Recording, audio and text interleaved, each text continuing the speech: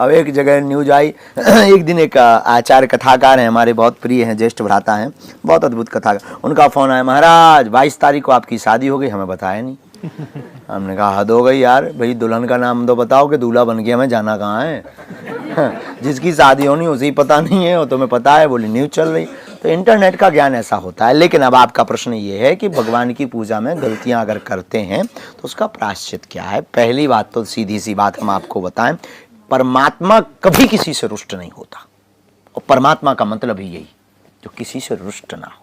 ईश्वर का मतलब क्या, वो किसी से रुष्ट नहीं होता। गंगा कभी नहीं देखती कि तुम अस्थियां बहा रहे या पुष्प डाल रहे, या तुम दूध डाल रहे हो, या फिर तुम सिक्का डाल रहे हो, या तुम श्रीफल डाल रहे हो। गंगा तो बह रही, तुम्हें जो दिल हो, जो तुम्हें पानी की इच्छा हो वो डाल दो। ऐसे ही परमात्मा है।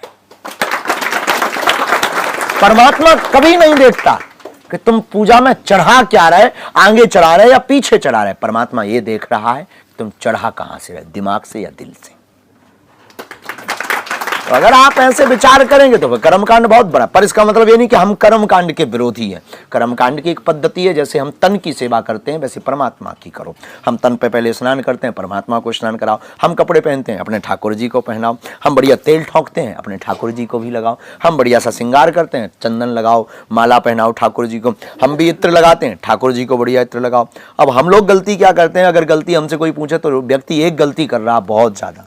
एक ही प्रसाद को वो एक महीने तक खिलाता है।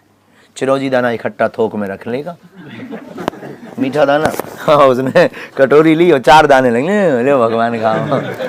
अच्छा खिलाता भी इतना गजब का है दादा, इतना गजब का कि भगवान जब तक आवे तब तक जजमान जी हैं, बड़े मीठे हैं।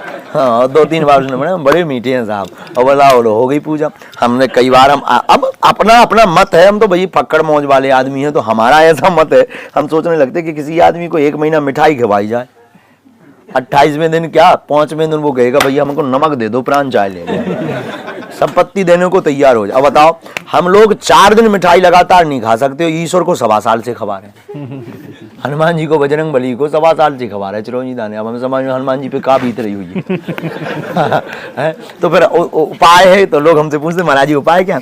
हमारा उपाय है जो घर में प्रसाद बना शुद्ध प्रसाद बनाइए, बिना लहसुन प्याज का बनाइए, और थाली पूरे परिवार के लिए बनी है, पहली थाली ठाकुर जी को लगा दीजिए।